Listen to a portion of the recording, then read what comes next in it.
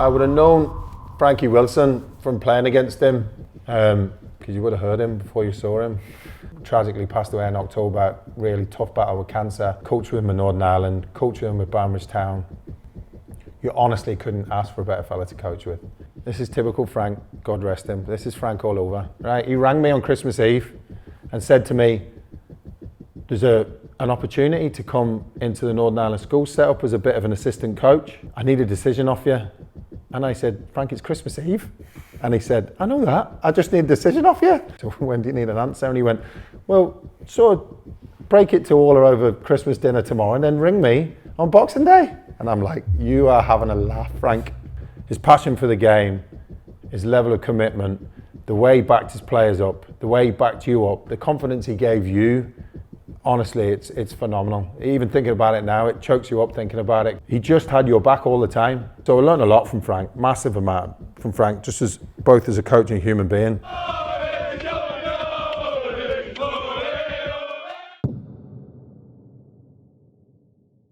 Hello everyone, welcome back to another episode of the PSA podcast. Today we are delighted to have Banbridge Town manager Simon Nix on the show. Simon, you're very welcome. Thank you. Brilliant. Simon, we're just going to kick the podcast off the way we do with everyone else. What's your earliest memories of playing football or getting involved in football? Well, I suppose obviously I'm a blow-in, so I'm not from here. So I was obviously brought up in England and was there until I moved over here when I was 28. So slightly different in England. You know, we think we're sort of football mad here, which we are. This part of the world is football mad, and you know, if you look at the likes of Belfast and Derry, and even down here, Banbridge and all around it, football mad. But when you grow up in England, it really is football mad. Funny, I said to my own son, who's over in England now and at university, it is a bit of a religion, football over there, because you've got all the clubs and the teams and the non-league pyramid. There's so many opportunities to play. It is a bit of a religion. It seeps into everything over there, football. So earliest memory is probably playing for your school. So you would have played for your school on a Saturday morning, which was a big deal. You know, all the schools played on a Saturday morning, so you'd have got up on a Saturday morning and played for your school. And then you might have gone on a Saturday afternoon and watched the game. So I was brought up in Coventry, so you might have gone and watched Coventry City in the days when they were in Division 1, or the Premier League as it's known now. Yeah. You'd have gone and watched them, a couple of quid to get and watch them against the Manchester Uniteds and the Liverpools or whatever. And then on a Sunday morning you played for your club team. So your whole weekend was dictated by football. You played with your school on a Saturday morning. That was great because you played with all your mates. And then you went and watched the game on a Saturday afternoon, whether it was Coventry or you got on the train and watched the Villa or Birmingham City or something like that. And then on a Sunday, you'd have got up and played for your club team. So my earliest memory is it being full of, you know, football sort of dictated a lot of stuff. My dad was a player, and a non-league player and a non-league coach. So I suppose that was a bit of an early, without realising that, I suppose that was a bit of an early influence on me. Mm-hmm. So the earliest influence is it being quite a major central part of both our house at home and also your own life as a young kid. Just training, playing for school, watching it, playing it for your club. So it was sort of everywhere really over there. It really was sort of a real part of your consciousness over there. So you're growing up, you're involved in all this football, you're watching it, you're playing it, you're just living it day to day. At what point do you kind of realise to yourself, I've got a little bit of talent, I'm maybe going to take this a little bit more serious than I was before? I'm glad you said I got a bit of talent. That's good, you must clip that one. So I suppose really you were doing well for your school and you were doing well for your club, and you're sort of lucky without realising it over in England because there's so many professional clubs around you. The opportunities to try and get noticed were a little bit more. So over here it's hard because scouts are coming over and you might have to travel over and do trials and everything else. So where we were in the Midlands, so many clubs. You know, there was Coventry and Birmingham and Villa and Walsall, and there's just so many, Wolverhampton, there's just so many clubs from right in a sort of 20-30 mile radius that are looking out for kids. So, you know, for example, in our school, we were quite a big sort of comprehensive school. In our school, you would have got one or two lads who would have gone on and played professional football. You would have got loads of lads gone on and trialled. So I suppose as you did well as a kid, you might have got invited to trials. So, you know, earliest memories at 14 odd, you know, you were going to trials at places like Walsall and places like that, and then had a bit of an extended trial at Luton. And then I played at Luton for quite a while. But the thing is, as the circle gets bigger and bigger, you do start to realise it gets harder and harder. It's one of the messages I sort of say to lads who go over, whether that's lads I teach at school or lads within Northern Ireland school setup, and they go over to trials over the water, and you sort of say, you got to remember it gets harder and harder and harder, and people literally will climb over you to get a professional contract over you. So it was a good experience. Probably looking back, you were a bit naive. I was probably a wee bit naive and thinking, oh, this is okay, and probably didn't realise how hard it was to actually make it.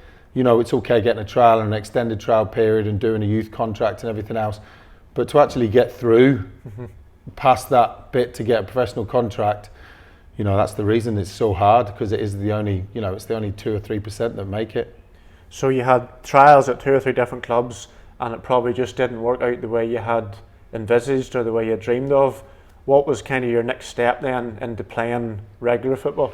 Well, I suppose the next step really was, you're at that sort of, I always think this is quite hard for young players, you're at that bit where you were a youth player, so you were 16, 17, 18, playing a good standard of youth football, been to trials and extended youth periods, and then you have to make a jump to senior level. Like back in the sort of early 90s, it was under 16, under 18. That was it. There was no under 20s, no under 23s or anything like that. Once you got out of under 18s, you went into adult senior football. So I always think that's quite a hard jump, because you might have been a really good player at youth level, and then suddenly you jump into senior level and you're just another player. You know, you're competing with a 28-year-old who's played 10 years of non-league football, getting a few quid on a Saturday and a win bonus or whatever, and it's actually really important.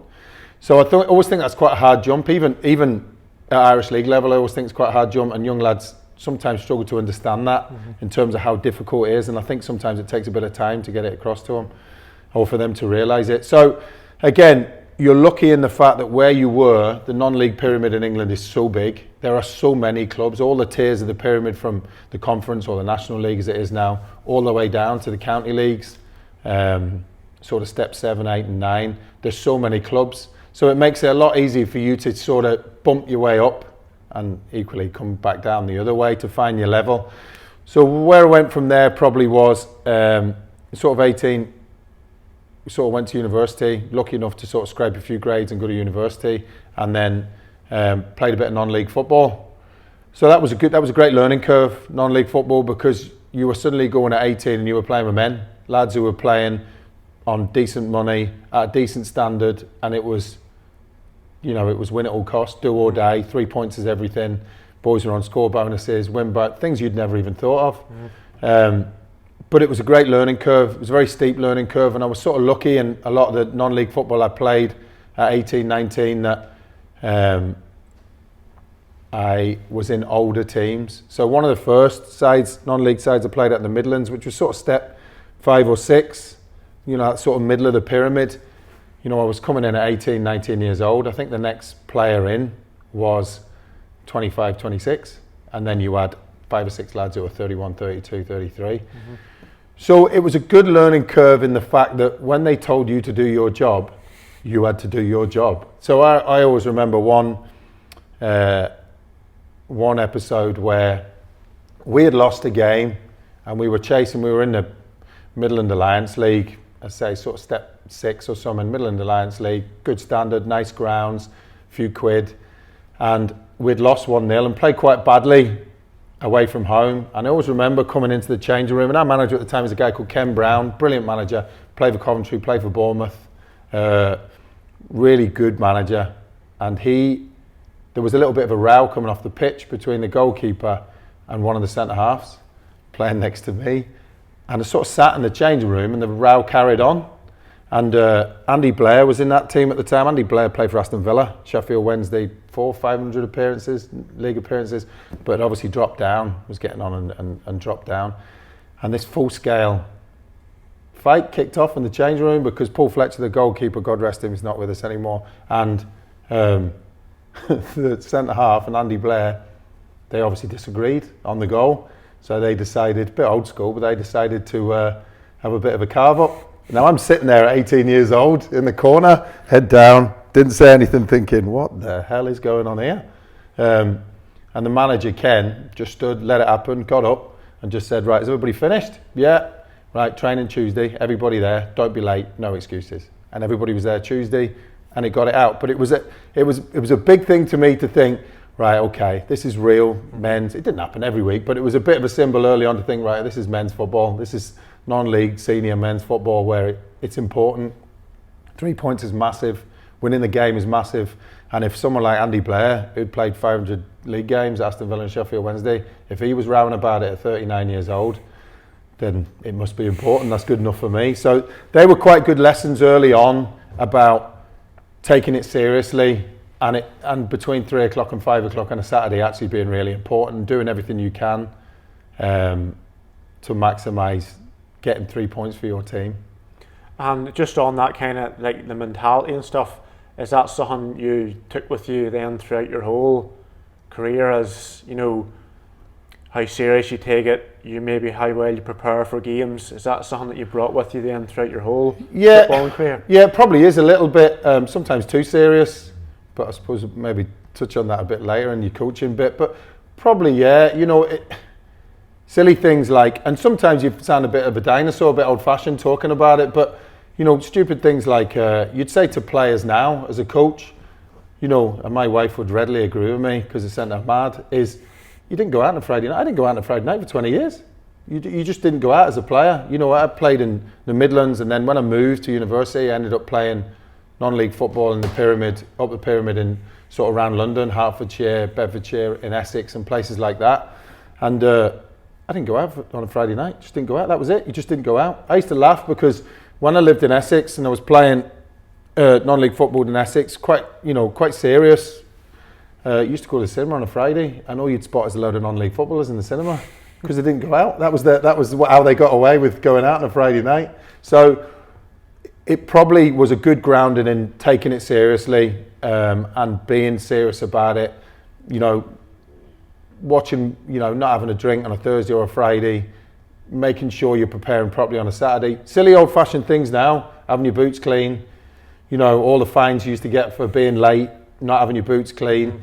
All the things that probably the younger players now have a little sort of chuckle at or a bit of sniff at was actually just part of your routine on a Saturday.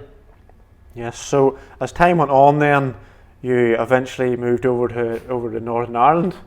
I don't know what you've done wrong for that to happen to you, but you eventually moved over to Northern Ireland. If you just want to briefly maybe tell us how that came around, and then how you kind of broke into football in this country. I started seeing my wife at university, and she eventually, I kept her in England for a wee while, all right, but eventually the first bump appeared. So eventually she thought, right, okay, it's time to go home. She was in England for 10 years. So she just lives just outside Newry there. So eventually we moved back, and I was about 28, 29 years old. Was enjoying my football in England. So I managed to move over here, get a job teaching, lucky enough to get a job. But obviously, as you've just touched on, an important part is to play football. And the other side of it as well, I always think as well, because I moved a few times just with going to university and with my job, different teaching jobs. I think football's a great thing too, at whatever level, that when you go and play for a football team, there's 20 people like that straight away. You meet 20 people straight away. So I suppose it's a bit of a teacher head on you that, you know, you would try and tell people, go and play somewhere else. You know, go and play wherever you move to. Go and play, because before you know it, you'll know 20 people, and then you'll know the guys on the committee and the guy. You know, so you'll start to get to know people. So I sort of moved over here, and living in Newry, or just outside Newry, I went and sort of played for Newry for a couple of years, and again met some brilliant people down there. Similar to sort of non-league football, physical, tough Irish league football, one or two lads who can play, and then lots of big physical lads like myself who'll do all the dirty stuff, heading and hooking and volleying and tackling, and then give it to the one or two lads that, you know, at Newry, you look at the Stephen Fergusons of the world, Fergie, you just do all the hard work and give it to Fergie, and he might try and create a chance or do something. So I was just going to ask you next, you played for so many clubs in England, non-league, and then you come over here and play Premiership with Newry, which was the highest. Yeah. What was the comparisons? What was the differences between the two? I think probably you probably had one or two lads here who had maybe gone over a bit like, say, if I'd gone over to Leeds and come back, and then they sort of did really well in the Irish League. So there's probably a little bit more quality in terms of those one or two lads who can play. And then after that, it was similar comparison as in you had, you know, it was physical league. It was, you know, you had to fight and battle and scrap for the ball, and it was a physical league. So probably on balance, at the time, it was probably very similar. I suppose if you look now, as things have improved and clubs are going a bit more full time, it's probably, you know, it's moved on and the standard is better now. But it was probably similar at the time. So you signed for Newry and you played there for a couple of seasons. Yeah. And then your time at Newry came to an end. Yeah. So the one other thing you learn in football is, you know, you have to, sometimes you're going to get accepted and you play well and managers take you on and you get transferred because managers want you, and sometimes you get left out and you're not playing and you've got to cut your losses and managers say, you're not for me. And sometimes that's quite sore and a bit annoying. But equally, I look back on it now and I think, do you know what, it's probably the best thing. So when I was at Newry, Roy McCready there, who actually is a good friend of Frankie Wilson's, Roy just sort of said, look, I've got so many centre halves and you're not for me, and that's it. So you just, at the time, you're probably a bit sore, but looking back now, the one thing you got was honesty. You know, and that's the one thing you try and think about now as a coach. Sometimes you have some difficult conversations, but what would I have wanted? Now, probably a bit of honesty. So at least he told me. So that then allowed me then to go and have a look at trying to get another club or trying to get somewhere else. And that's just football. That ultimately is, the longer you're in the game, that is football. Mm-hmm. Sometimes you're doing well and managers want you. Sometimes you're not doing well and you're not in the team. And sometimes your face just doesn't fit. And they're after something different. And looking back now, the honesty was probably the best policy, because at least he told you straight rather than giving you a load of nonsense that you were wondering why he wasn't playing you. Honesty is something that the modern day player maybe struggles with, isn't it, at the minute? Yeah, maybe you're right there, definitely. Yeah. Well, maybe not say any more on that. So your time at Newry came to an end then, and you said you have to maybe look for pastures new. What was kind of the next move playing wise? Well, I actually had quite a tough time. My second child, Erin, she was born and had really rare liver disease. So she was born in September, and she was diagnosed in the end of October, start of November. So that actually resulted in a liver transplant. So we spent quite a lot of time in England at Birmingham Children's Hospital, and I had my son Oshin, he's only 18 months older. So there was quite a lot of times where I was over here looking after him, and my wife, she was over in Birmingham with Erin. So that was quite a tough time. And to be honest, it put a lot of things in perspective, because football is important, it's really serious, and sometimes at 5 o'clock on a Saturday, if you get beat, it's the worst thing in the world ever. Mm-hmm.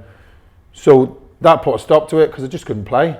And the bottom line is I couldn't play. So I actually stopped for a season, and I didn't know how, it turned out to be a season, but I didn't know how long it would be. But I stopped for a season because sort of the first time ever, you know, as I said before to you, Maddie, that you know, you think about going back as a kid, Saturday's really important, and it's important now and everything else. But that was actually one point in your life where you were like, actually, do you know what? It's not that important. Mm-hmm. This is actually important. And it was not like, oh, well, I can deal with it tomorrow, or you can put it off, or there's times when you have things and you think, well, I can deal with that at 6 o'clock when I get home on a Saturday, or after training on Tuesday, or something like. You actually couldn't. It was like, stop. This is what's happening. You've no choice. She's really sick. This is really serious. You have to go hit to Birmingham, you've got to go to Belfast, you've got to do this, you've got to do that, and that was it. Mm-hmm. So it was like, stop, everything had to stop. So that was quite difficult. Now thankfully she's still with us, she's ended up having 3 liver transplants, so it's been a tough road at times, but I tell you what, I don't have to put things in perspective. When you're in an intensive care unit for months, and you're sitting by a hospital bed, football isn't that important. Mm-hmm. You know, it is important in your life. It's a really important thing, a central pillar in your life, but suddenly it doesn't become that important. And it's not a bad thing sometimes, because it does put things in perspective. And sometimes you do need a wee jolt, because there's times when you get beat and it is like the end of the world.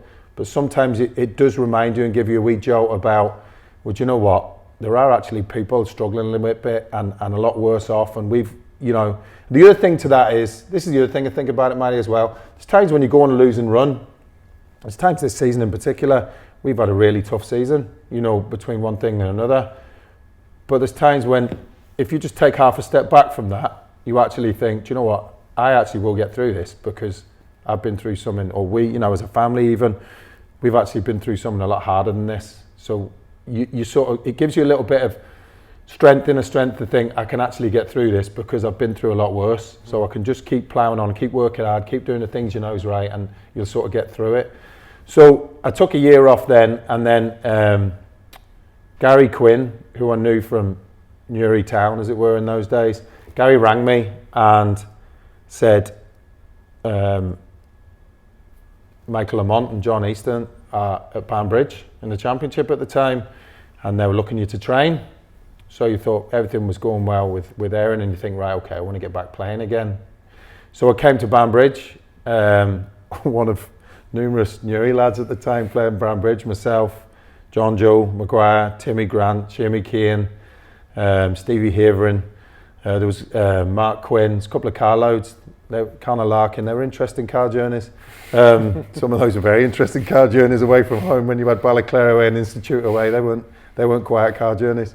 So I came here, and I came here at Christmas actually, trained at Christmas, and then my first game was against Loughgall in the Irish Cup. He just threw me straight in, which was great. And then I sort of never looked back from there. So it was Banbridge was a brilliant dressing room. It was a brilliant dressing room. It was what I call a man's dressing room. You know, you had those lads from Newry, and then you had the likes of Bungle. Okay? Brilliant lad, mad, but brilliant lad. Brilliant for a changing room.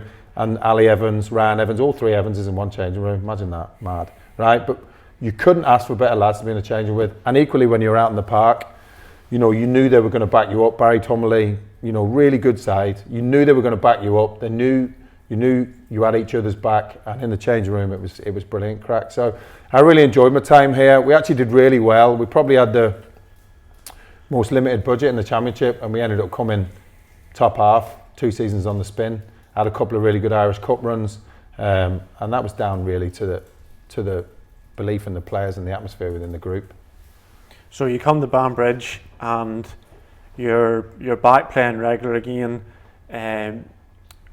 Does coaching or anything, does it come into your head, or are you just, you know, because most people we've spoke to before have maybe said like, oh, they started getting into coaching at the back end of their playing career, or a mate had a team and they wanted them to come and play and manage at the same time, whatever. When did kind of coaching come into your head, or when did that kind of thought arise? Well, I suppose being like my job is I'm a PE teacher, so you know from when you started teaching and you sort of mid to early 20s, you took school teams, so you always thought yourself as a bit of a coach and you knew stuff and everything else. So you took school teams, you know that you know obviously in football, but you did school teams and everything. You know, whether it was rugby or basketball or whatever it was, you took school teams and everything. So I suppose you were used to managing, even though they weren't adults, you were used to managing people. You know, both from a tactical point of view, even at that level, I suppose schools on a basic level, but even from a sort of psychological level, you're managing all different personalities, you know, and that's your job anyway. As a teacher, you're obviously managing personalities everywhere. Some easier personalities than others, I hasten to add, day to day. But I suppose that was dripped in from an early on. And I suppose as well, you were sort of skipper of a few teams. So, you know, I had a big mouth, all right, and you know, I like to try and have my say, and I was a skipper in a few teams as well. So I suppose you're thinking you're a bit of a leader in leadership, and that probably lends itself to coaching. You know, I always say to even the likes of Chris McMahon here at Banbridge, you know, as skipper, I say, you know, you'd potentially be a good coach one day. I'll not tell you what he says in response, but you can see it in people. So I suppose early on, through the teaching and through thinking you were trying to be a little bit of a leader in teams, you thought you'd probably give it a crack at some point. But I wasn't playing here at Banbridge thinking, oh yeah, I'm definitely going to go into coaching. I was more concerned with just trying to get myself through week to week, because my body was starting to be back and my hamstrings are starting to break down a little bit, as I'm sure some of the lads will say at the time. So I was probably just managing week to week with that group of players, trying to get through and keeping an eye on when I was probably going to think about hanging them up. So just speaking about hanging them up, Banbridge Town was your last club? Yeah, I suppose on a serious level, Banbridge Town was. My last game was a Middlesbrough Senior Cup final, actually. We got beat by Lock Goal at RMR. Not that I'm still bitter about it and I can remember it. But we got beat 1-0 in extra time. See, people talk about fairy tale finishes and romances. It doesn't, it's only very rare. That doesn't, people think it happens to everybody. It doesn't. It doesn't. Just finished, got beat 1-0, got in the car and drove home. That was it. It was over. It's finished. So I think your body sort of told you when you got to finish. It was getting too hard in the mornings to get out of bed, and you were starting to skip Thursdays or Tuesdays, and you were in with a physio more than you were out on the pitch. Mm-hmm. But you still loved the playing. That 2 hours of being playing time, that whole competitive drive was massive. I played another year at Camla Rovers, which is obviously my sort of local village in Middle Storey, because Shane McKean twisted my arm because he was sort of player manager at the time, and I obviously went back with Shamey before at Banbridge here, and we didn't live too far away from each other. So Shamey sort of persuaded me. So we had a bit of a deal. If we were playing somewhere like 5 Mile Town away, I was like, Shamey, 36 City, I'm not going playing in 5 Mile Town anymore.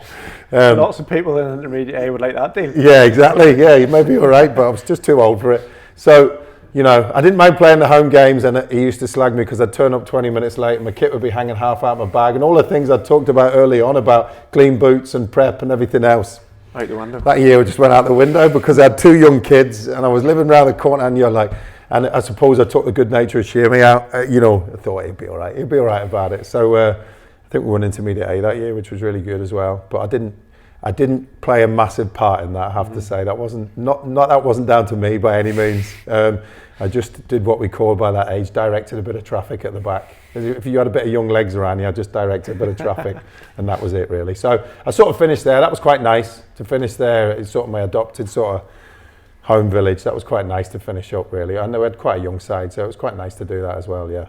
So after that season then, that was playing totally done? That was me done, yeah. I just, I've played 1 or 2 games here and there for people,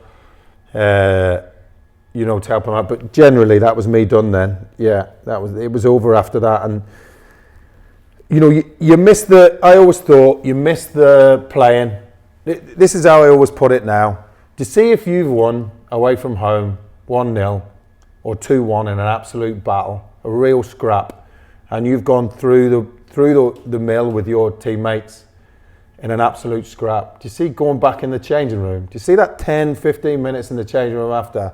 That's hard to beat. I always think that even now as a coach or a manager, you can get close to it now, but do you see as a player, you can never match the same as a player, because you sort of say now, play as long as you can. I say to players, play as long as you can. Go and play another year or get another half a season out of it, because it's bits like that, or you score a late winner and you're on the pitch celebrating, somebody scores a late winner and you're on the pitch celebrating, with your teammates. That's hard to beat. That's a hard feeling. If you could bottle that feeling, it'd be great. That's hard to beat. And as I say, if you're in a changing room and you've come through an absolute battle or a scrap and you've won, in the middle of the winter and it pouring rain and you've travelled to somewhere up the coast or, somewhere miles away and you've won, see that feeling in the changing room, that's hard to beat. That was definitely... So I think that was the biggest miss. I didn't miss the travelling. I didn't miss the training in the end, I'll be honest. Okay, my players would kill me for saying that now. I didn't miss the training. I didn't miss the soreness, getting up on a Sunday morning or Wednesday and Friday, the soreness of it. I didn't miss any of that. But the one thing that was really hard to replace was the buzz of winning a tight game. So after all them years of playing in England and here in Northern Ireland, you were left then with free weekends, free Tuesday and Thursday nights. I'm sure your family were happy, but what did you do then to kind of make the step to your next bit of your career? Right, so it was quite nice at the start. You sort of didn't miss.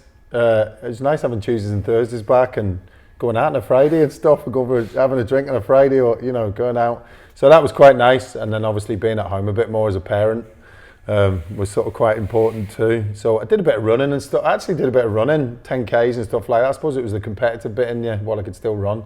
And then my eldest, my son, he started playing at Camler Rovers. Great, we set up at Camler Rovers. Jackie Mooney and Fiona really do a brilliant job there. Brilliant job.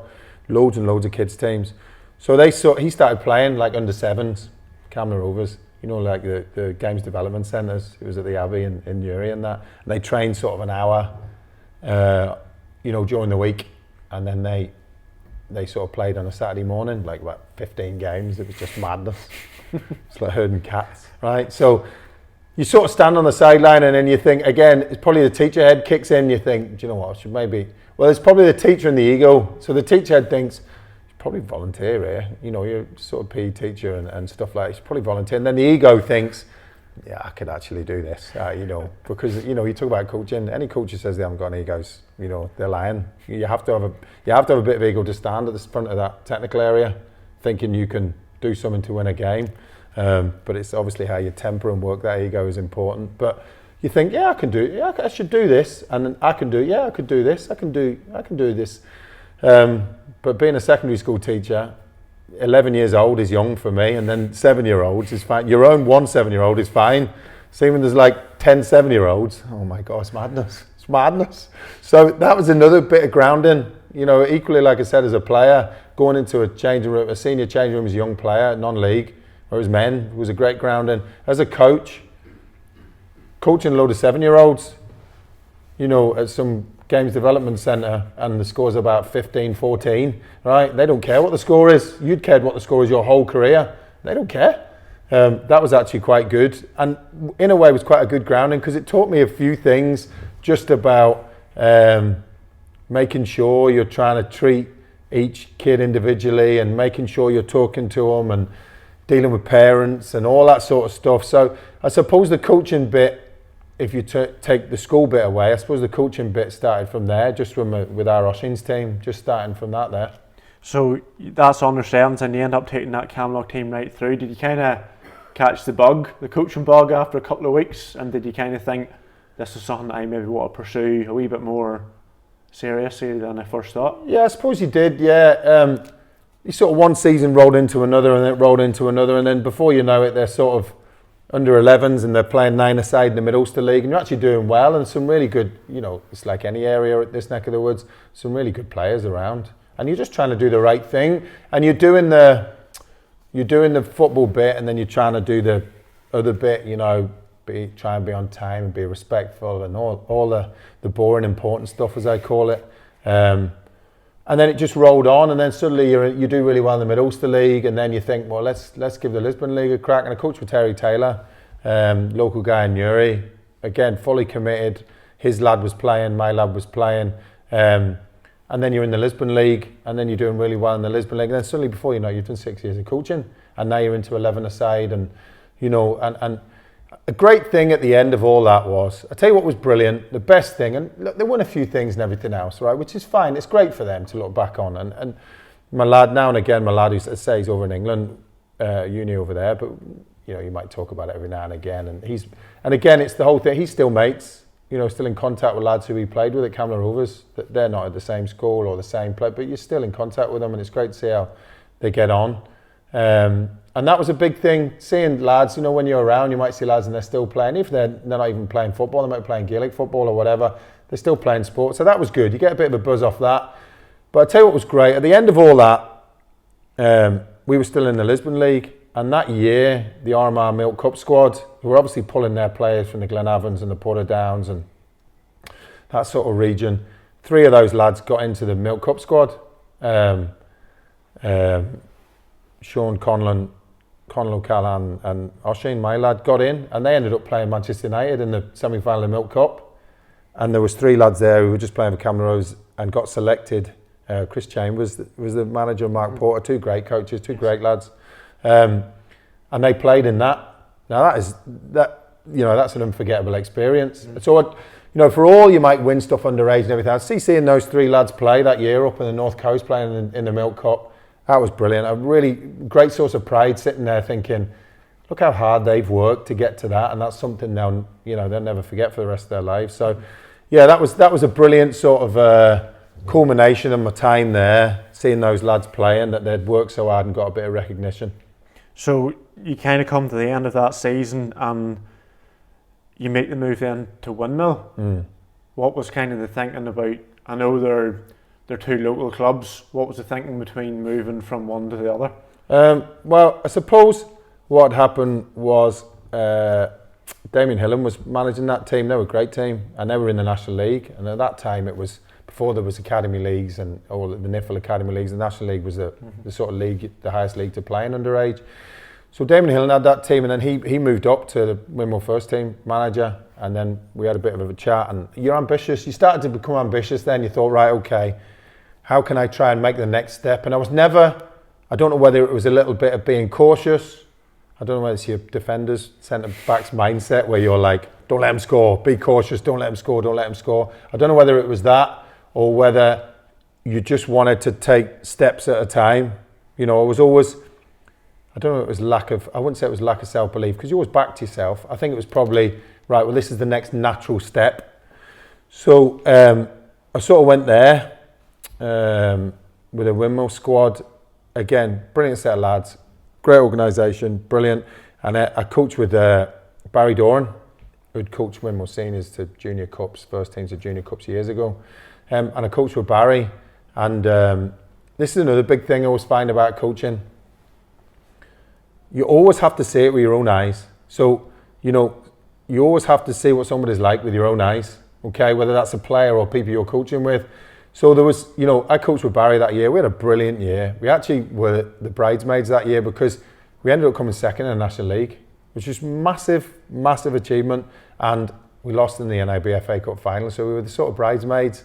But it was a brilliant, brilliant year. We won loads of games, travelled all over, brilliant team spirit, and brilliant, brilliant year. And I always think, try and pick up something who you work with. So I always remember working with Barry that year, and the biggest thing I picked up with Barry was to see he could sit and watch a game for about 15 minutes, and then I'm there a little bit animated and stuff, and he'd just come over and say, "You maybe need to double up on the right hand side because when they get out there, threats out there." Something simple like that, and you think, "My God, Barry, you've seen that already." And he actually taught me to maybe try and work out a game quite early. Try and stand and analyse it quite early and work out where their threats are and everything else because you're still learning at that stage. Try and work that out. So I was a great believer in thinking, try and pick something up from everybody you work with, you know, and working with Barry was great that year. And some of those lads have done really well. Jamie Doran, his lad, obviously scored a winner for Glenavon against Newry last week. Yes. Jamie was a fabulous player. Even at that age, huge desire. And again, it's the other thing, you take great pride in seeing those lads go on and do well. You played a part in his development. You might have done 1%. Yeah. You know, I actually text him. It's great. You get great buzz from that. I text him actually on Saturday or the Saturday before when he'd scored and said, "Great to see you get your Irish League goal. Brilliant. Delighted for you." You know, and invariably a lot of these lads who play at a good level, you know, they're good lads. That's what they are. They're good fellas, and you get a nice text back. And there is a little bit of satisfaction from that. Not necessarily all the trophies and everything else. There's a great satisfaction in seeing the development. When you're an underage coach, there's a great satisfaction in seeing the development. You know, so we had a brilliant year, really, really good year, and I learned a lot that year as well. And it was probably just another little step forward, yeah. So then the season after then, there's a move to probably the biggest team in the area, that was to Newry under 18s. And I'm guessing maybe before we go any further that quite a lot of them Windmill players were maybe in and around that age group. Was there any maybe that you brought along with you, or were you able to sign some? Yeah, there was a few there, and then I signed a few others. I picked up the likes of Rhys Doyle, who's with me now at Banbridge. Great underage player. He was at Linfield and it sort of didn't work out, and I knew Rhys from before, so I sort of brought him along to Newry there at the Christmas. So yeah, there was because Newry at the time had just got into the Premier, and NIFL had just set up the whole Academy League thing. We sort of held open trials for 16s and 18s. So we sort of held open trials. So we did trials and then worked it from there. And again, it's evidence of the amount of talent in the area that, you know, our playing pool was sort of from, you know, Newcastle down through Kilkeel, Warren Point and out to sort of South Armagh, you know, Banbridge direction. It was just that, it wasn't a massive circling. We weren't dragging boys from Belfast and stuff. And that was a really good year because it was great for the kids too. They were playing against Irish Premier League teams. You know, you're playing your Linfields and Glentorans and, you know, Cliftonvilles, Crusaders. So that was a really good experience for them. So that was a good year. Again, you learnt a hell of a lot. There was sometimes you got a bit of a whipping. You know, you were going and playing. I remember going up to Ballymena and we got humped 5-0, right? So it's hard because then you start learning about how are you going to pitch it to your players? How are you going to pitch to your young players as well, 17-year-olds? How are you going to pitch to them about, you know, what positives do we take from this defeat and what do we take in terms of how can we learn going forward next week? But we actually did really well. That was the COVID year and we had about 6 games left and we were sort of 4th, 5th in the league, which for a Newry under-18 team in that league was really good. So again, I think you have to try and take a bit of pride at times. I think you're probably a bit hard on yourself as a coach. So sometimes not often, you try and take a bit of pride and say, well, you know, that was good. We had a really good year. That was really, really good. And again, I had Donald Scullion in that team. Donald jumped from the 16s. 16 sort of managers said, there's a kid here, really, really good. He should really be playing up with your 18s. So he came and trained with us and I played him one day at Warren Point, a local derby obviously, Warren Point, and I brought him a real tense game. We ended up winning 2-1, really tight, and I brought him on with half an hour to go and it was like the easiest thing in the world. He just broke play up and zip balls around and I'm like, hang on a minute, this kid can play, and now he's playing in the first team every week at Newry. So again, it's great to text Scully and say, great to see you doing well. Really, really, we had him Northern Ireland under 18s there. Great to see him doing well. So it's great to see these kids going on and doing well for themselves. So you just mentioned there about the Northern Ireland under 18s. That's the Schoolboys.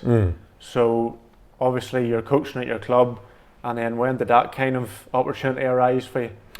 So I've been with them about 7-8 years. Can't really remember now. About 7-8 years. So I would have known Frankie Wilson from playing against him. Because you would have heard him before you saw him. So I would have known Frankie from playing against him, and then I knew him because he was a PE teacher up in Belfast and I was PE, and your teams played each other and just those circles mixed together. So the opportunity came where he rang me. This is typical Frank, God rest him. This is Frank all over, right? He rang me on Christmas Eve and said to me, there's an opportunity to come into the Northern Ireland school set up as a bit of an assistant coach. And I said, right, okay. And he said, I need a decision off you. And I said, Frank, it's Christmas Eve. And he said, I know that. I just need a decision off you. And I'm like, Frank, I have 3 kids. I'm coaching at sort of, at the time, I think I was at sort of Newry or just finishing Camera or Windmill, that sort of time there. So it was sort of full on. You were training twice a week, National League or Academy League. You're traveling all over country and stuff. And I said, right, okay. And he said, well, you know, we go to Jersey on our pre-competition trip in the end of January. And I said, right, okay, so when do you need an answer? And he went, well, sort of break it to all over Christmas dinner tomorrow and then ring me on Boxing Day. And I'm like, you are having a laugh, Frank. That's if you know Frank, that's Frank all over, right? So anyway, thanks to my very tolerant wife, okay, I rang him back and said, okay, I'll go into that. And I'll be honest, you see the last 7 years of that, it's been probably one of my best, even as a player, one of my best experiences as a coach. And again, the people you've worked with are phenomenal coaches, right? So obviously Frankie, who passed away, obviously in October, tragically passed away in October, really tough battle with cancer. Coached with him in Northern Ireland, coached with him with Banbridge Town. You honestly couldn't ask for a better fella to coach with. His passion for the game, his level of commitment, the way he backed his players up, the way he backed you up, the confidence he gave you, honestly, it's phenomenal. Even thinking about it now, it chokes you up thinking about it because he just had your back all the time. You know, we used to laugh in our house, he used to ring every day. We used to laugh, our phone used to go and all it would just say, that's the football husband, and you'd be like, okay, yeah. And it was Frank, because he needed to tell you something, what do you think about this, or what do you think about what selection for this? But you knew he had your back. The one thing, Frank, you knew he had your back. And I've spoken to players who played with him at Omer and everywhere else, and they've said the same. You knew with Frankie he had your back, and he filled you with confidence. And the passion and the love he had for his players and his coaches was first class. So I sort of got in there to start with. And again, you learn stuff. So I learned a lot from Frank, massive amount from Frank, just as both as a coach and a human being. But Brian Donaghy, who's manager at Institute now, Coach O'Brien, brilliant coach. Sessions are first class. Eamon Curry, who's Brian's number 2 at Institute, brilliant, tactically very good. You learn lots from him. Richard Clark, obviously played Irish League Premier years at the Glens and the Crews. Brilliant coach, looks at the game really well, analyses the game really well. Neil McGahey at Queen's. All those guys are brilliant guys. So you're soaking everything up. You know, it's one thing you hear people say, surround yourself with good people, all right? And you hear people say it's actually really important. It's a lot harder to do than just saying it. You think, well, that's easy. It's actually really hard. But if you surround yourself with good people, you don't have to learn a lot. I learned so much in those years off all those people, different bits, so much. So it's about 7 years now. We won a Centenary Shield twice, and you could probably pick a very, very good starting 11 squad between lads who have gone over the water and lads who are playing Irish League Premier now. You could pick a very good starting 11 from all the players who've passed through you. So give us a couple of names of the players that you've kind of... Right, so in our first year when we won the Centenary Shield, we shared it with England actually. We actually beat England away 4-1, which is unheard of. We went to England, again, talk about experiences. We went to England away down at Torquay United and we beat them 4-1. We smashed them. Absolutely 3-0 up after half an hour. We're sort of looking around at each other on the bench going, hang on a minute, 3-0 up here. A set piece had worked. You know, a free kick Frankie had done had worked, and you're thinking, got an hour to go here, we're 3-0 up, can we finish the game now? We just pull it now, quick.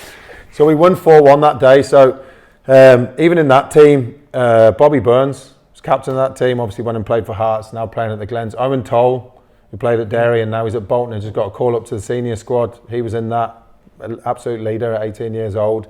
Eamon Scannell at Ards, scores most weeks for Ards, brilliant lad. Lorcan Ford, you know, that team was full of them, full of lads who, brilliant players. As we say, they were a team of men. They were 17 years old, but they were a sort of team of men.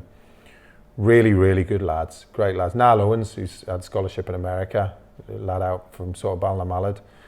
He went to a trial at Man United the next week off the back of that performance at England. He always laughs when you speak to Niall. He'd say, one week I was sitting next to you lot, and the next week I was sitting next to Jose Mourinho in the canteen at Man United. So, you know, I always say to the lads at that level, you know, because the games are streamed and everything else, the opportunities that present themselves in those games are massive, really, really big to get noticed out here and also to get noticed over the water. So that first team was really good. We were lucky enough in 2019 to win it.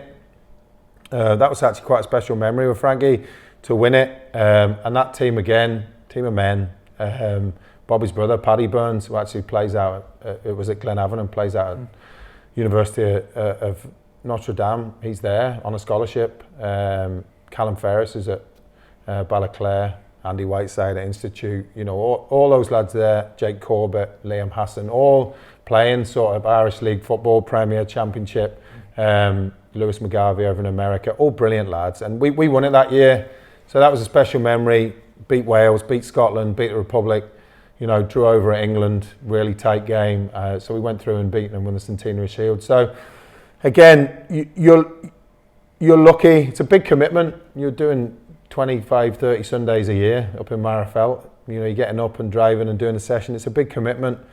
But some of the players you get to work with, you're sort of lucky because you get to work with some really good players. Really great lads, good players, technically really good, tactically switched on. But that challenges you as a coach as well. That's really good because that challenges you as a coach.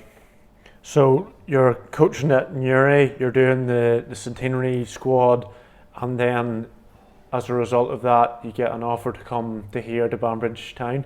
Yeah, I suppose this is the end of the second year. So a couple of summers ago, I remember Frankie did the application, and then we sort of put in for here. You know, the steward had got the job at Carrick. So we thought, you know what, we'll give this a rattle. And then he put the application in. I'd obviously played here as a player. You know, it's a great club. They looked after me. Very good to me now as a club, as a committee and a chairman and everything else. And then we got the job, so we thought, well, this is good. This is another new challenge. we'll see how we get on and we get the job. So again, it presented a different challenge as a coach, because you're going from the Centenary Shield squad, which was great because you had trials and everything else, and then suddenly you went from trials and then you had your 18, 20, 22 really good players, really, best players in the country, and you're working with them week, bang. Then you had a club job at senior level, so I'd done all my underage, all the way up, all the steps, and then through Frank, who would have backed you, give you a load of confidence, said, you can do this, you come in as number 2, you can do this, no problem, done number 2, Centenary Shield, no problem. So, came in, and you're starting from pretty much after COVID, all right? So, there hadn't really been much of a season the season before, because it was the season where it was the COVID and there was maybe a couple of Irish Cup games and the league hadn't started. So you're sort of starting from scratch. Some players had moved on because it was that gap, that vacuum where players can jump. And then there was sort of a bit of a fresh start. So we started off, and it was a sort of small squad, and it was getting players in. And the biggest thing I've learned is getting players in is definitely one of the hardest things in the job. Definitely. When you're on a budget and you're in the PAL, getting players in is definitely one of the hardest things, because there's so many clubs to go to. So we did the first year, and again, it was great learning on the job, dealing with senior players, which is good, having the honest conversations, like you say, and everything else. Probably as a number 2, it was a bit easier in the passenger seat, because Frank was great because he let you do the sessions. You were on the grid, you were doing the sessions. He would say, look, I want you to do this. You do the sessions. It was great. And I love being on the grid and doing the sessions. It's brilliant. And working with the players and trying to develop the players, both individually, tiny little bits to try and improve. And then also as a group, as a team, trying to improve sort of tactically and technically. So that was good. We had a good first year. We sort of come top half of the split, which was probably punching above our weight. And we had a good first year. Yeah. So you mentioned there about going through all the underage teams, and this was your first time working with a senior team. How did you adjust, maybe coaching wise? What were the differences between working with underage teams to working with senior players? Were the demands different? Were obviously the standards were better, but what was kind of the differences between working with the age groups? I suppose once you're at senior level, you go back to your time as a player at senior level. You can win ugly, and it is the most important thing. There's been a couple of times here where you've scraped a 1-0 or a 1-goal win, and being honest, it hasn't been a great performance. But that's sort of the be-all and end-all at the end. So, as an underage coach, you probably looked at the process first and then the result second. But as a senior coach, you probably looked at the result first and then the process behind that about how to get better. So that was important. You're dealing with senior players, so you're not dealing with parents. So you can be a bit more. You have to be a bit more straight with senior players. You have to tell them this is why you're not playing. Do you find that easier or harder? I think, again, it was easy as a number 2 because Frank could say, what do you think, what's your opinion on the team?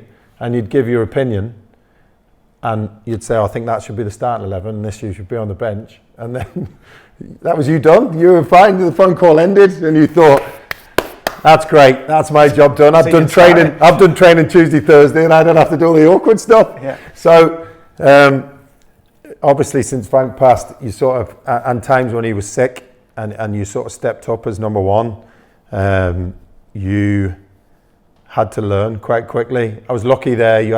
I'm lucky at the likes of Ronnie Hawkey. Ronnie's there. He's a bit of a Banbridge Town legend who's been there and done it and managed everywhere. And so Ronnie is very good to lean on, very good, and get a bit of advice off.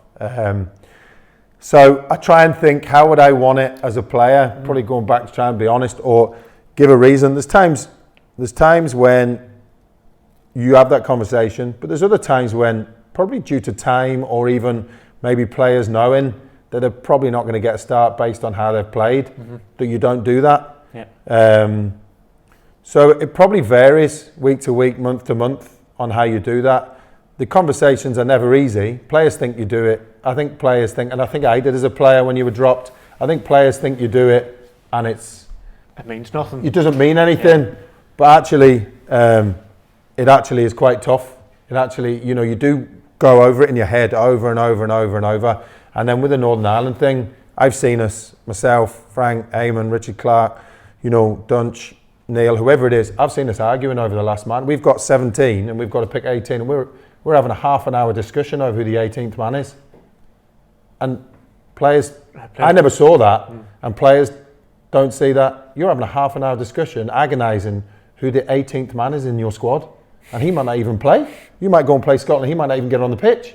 You've got one to pick from four, and you're having a half an hour discussion about, I don't know, and who do you think it'll be, and how's that fit in the tap.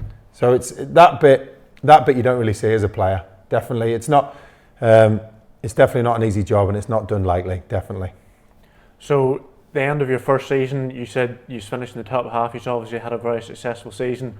The start of the second season, then, did that kind of push expectations up, or were you kind of just keeping your feet in the ground? And what kind of was the mood going into the second season? I think you've got to try and be ambitious and say, right, okay, let's try and beat that. We were getting close to a playoff place. The last sort of 3-4 games to go, which was great because it kept the interest in the changing room.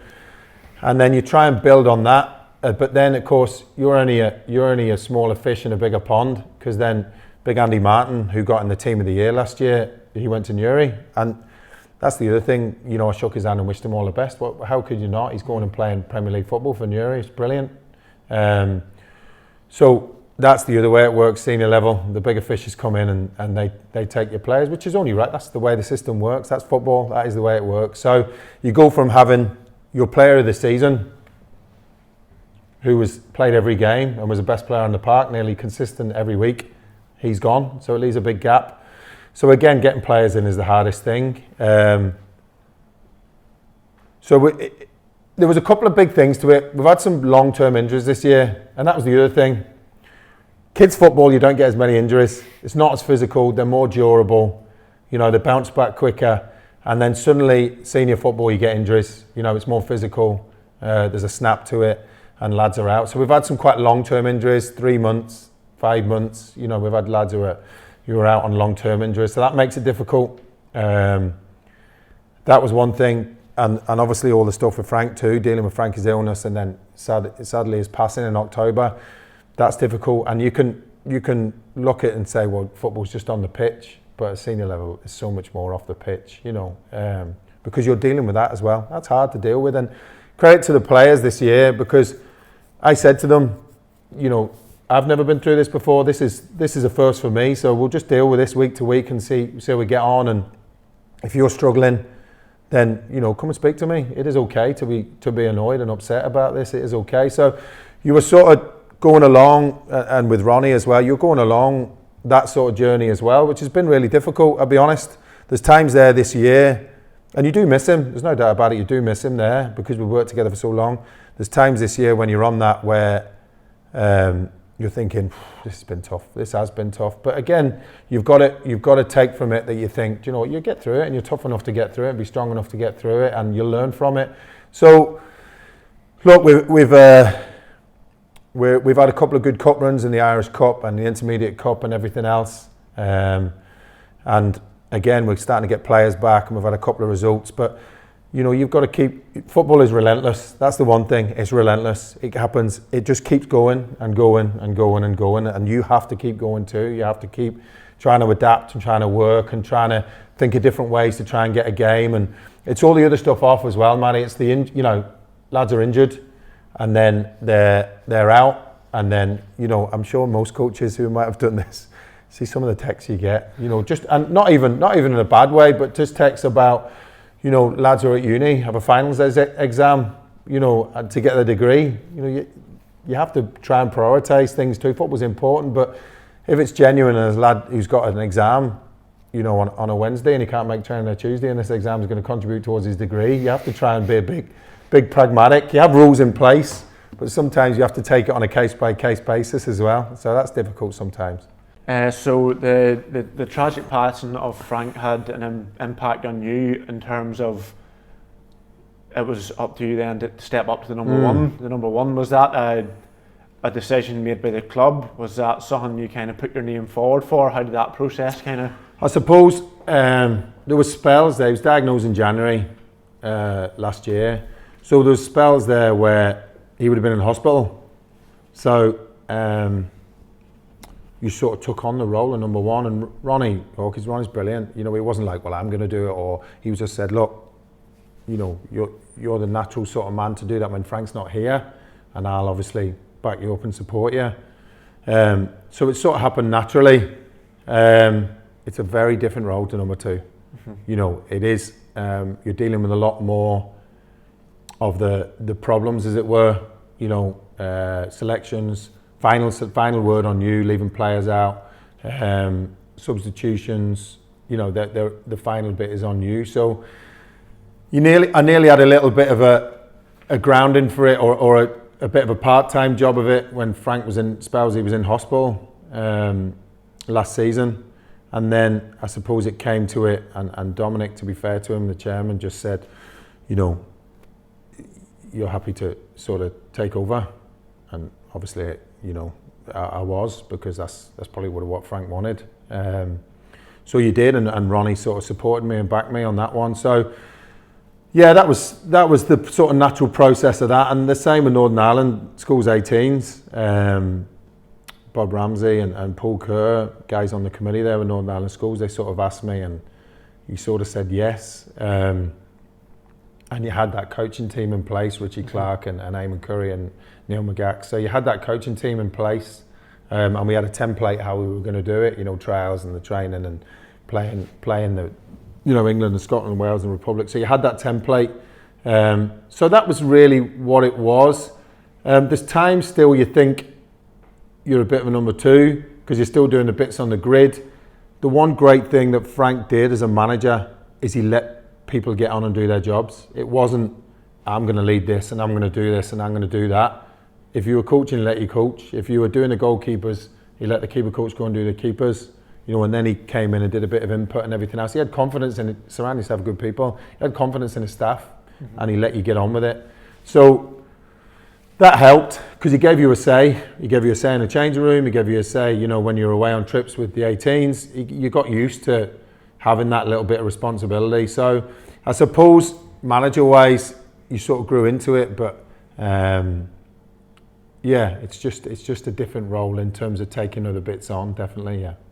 So you've been coaching obviously for a long time, you've been through all the age groups, you've coached at various different levels, you've kind of been building your like coaching personality up for so long. What's your kind of, you know, if I was to come in here on a Saturday, what would I see from your team? What kind of style does your team have? Right. What kind of way do you coach? Give us a wee bit of an insight into that. So I suppose on that, you know, you would try to make sure, and you would do this with the 18s, and you've done it underage, and you would do this, or you would hopefully try and do it. Maybe a few players along the way might disagree with that, but that's the other thing. You never please all the people all the time.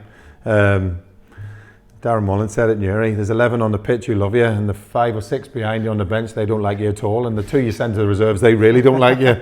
So I think the sooner you get used to that, or try and get used to that, the easier it is. So you would like to think you build a team spirit and team camaraderie.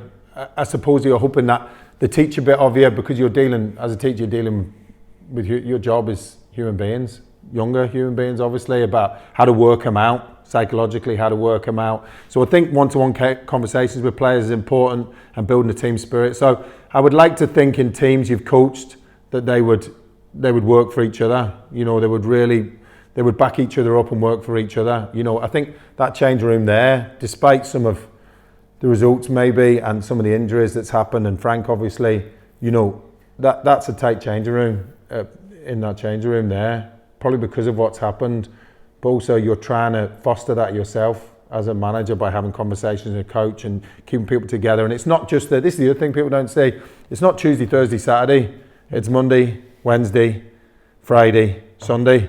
It's a WhatsApp message, it's a phone call, it's a, you know, somebody in the family, their relative's ill or whatever, and then you make sure you ring them and how they're getting on, or it's a lad who's injured.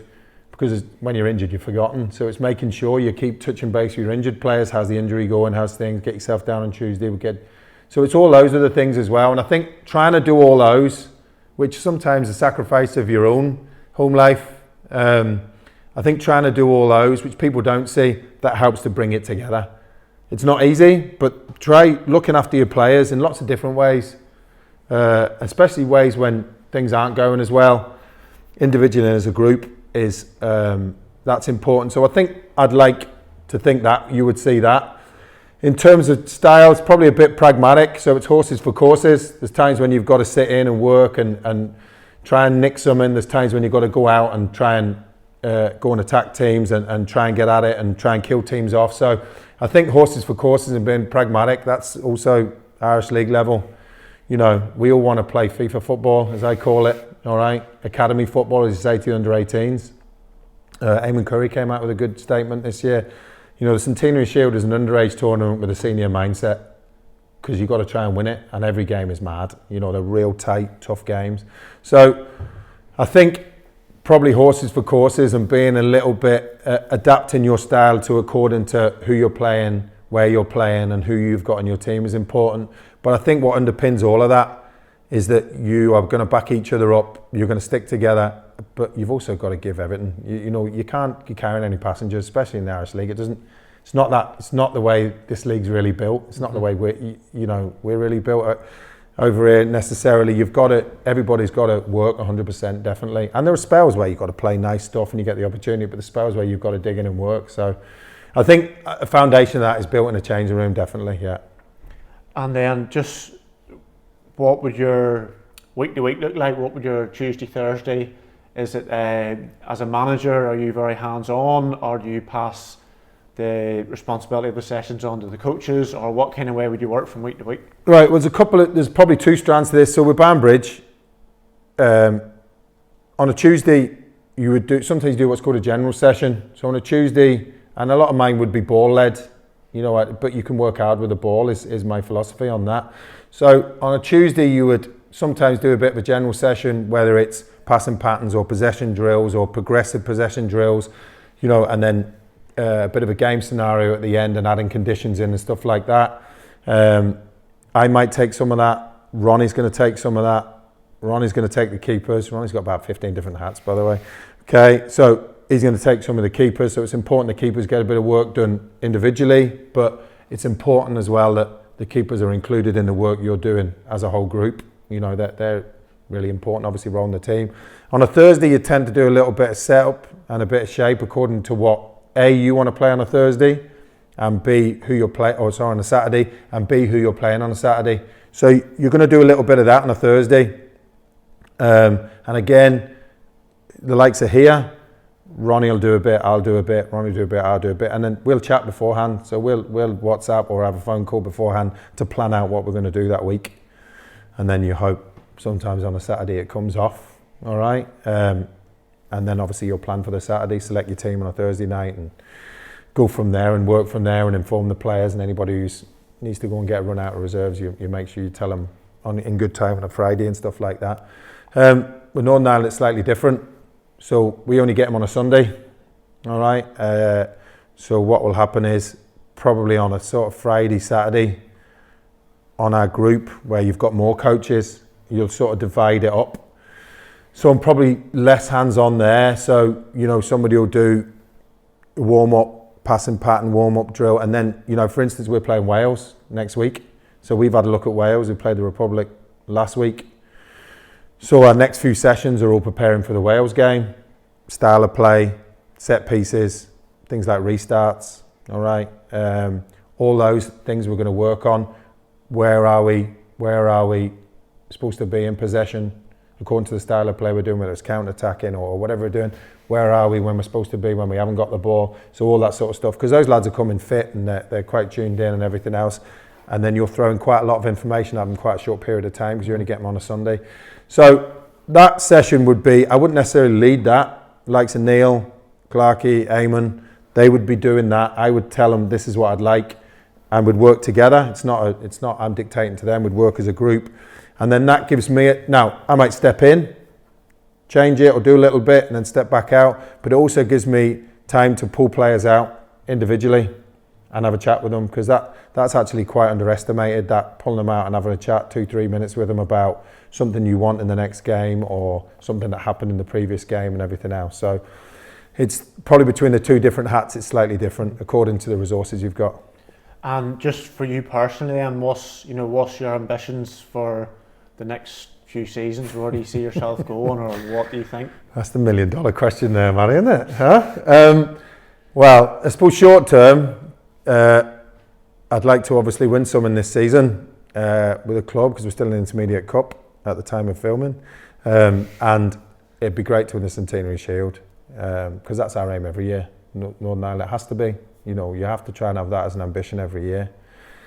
Sometimes we've been lucky enough to win it twice, sometimes you come up short, but it's important to get across to your players. That's the ambition. This is what you're aiming for. Don't aim below that. So the short term is to get to the end of this season and go and sit and have a drink for a while from all the time that's taken up. That's definitely the first thing. So get to the end of this season, but I suppose coaching wise, I used to say as a player, get to the end of the season and get a break, and then if you were lucky the phone rang, if you weren't lucky the phone didn't ring. But I suppose as a coach, try and build on what you've done. I'm in a bit of a transition bit where I've ended up being a number 2, for Frank, and a number 2 at Banbridge, and International 11 and here, and then you've sort of suddenly got a number 1 hat on. So it's probably thinking about that in terms of going forward as a manager or a number 2, and then you obviously are ambitious. You want to go and coach up. You look at a lot of coaches and they've gone up and they coach up. So you're obviously ambitious and you want to go and coach up, whether that's at number 1 or number 2. You want to go and challenge yourself and coach up against better players and better managers and better coaches. But I always think you always be grateful for people wanting you to. You have to be a bit humble. As much as I said earlier, you have to have a bit of an ego to coach. I think it's important to try and have a bit of humility, that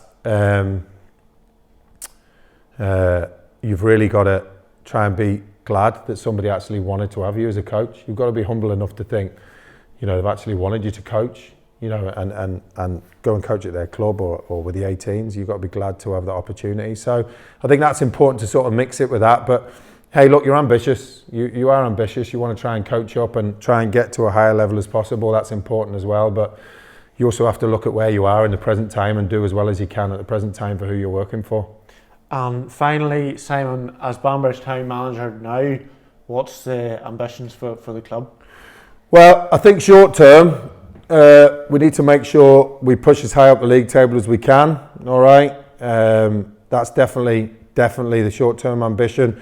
We've had a few games in hand this year, so we're going to have a busy end to the season. So again, it's managing your players, managing that schedule with your players. That's going to be important. And then short term, Banbridge, we're in the Intermediate Cup quarter-finals. At the time of filming, I'd love to win that. It'd be brilliant. It'd be brilliant after everything that's happened this year. It'd be fantastic. And winning trophies is a brilliant thing. And as a group of players, you sort of never forget that. So that's important. And then building on that going into next year, you've got to look at trying bringing players in that you want to get, keeping players you want to keep, all right, to build the strength of your squad, and then trying to push up and go for promotion as much as you can. Definitely, you've got to be ambitious. You have to be ambitious. You have to try and set out at the start of seasons to be ambitious, to say, look, we try and win a cup, we can try and get promoted, you can try and win the Centenary Shield. That's actually important. So going forward into next season, you've got to try and build a squad to think, right, okay, we've had a look at the PAL now for a couple of years, as a coaching staff and as a group of players. We know what it takes to win it. This is what we're going to try and do. This is what we need to try and win it. Fantastic. Well, that is the end of our podcast, and we wish you and Banbridge Town all the very best for the future. Thank you.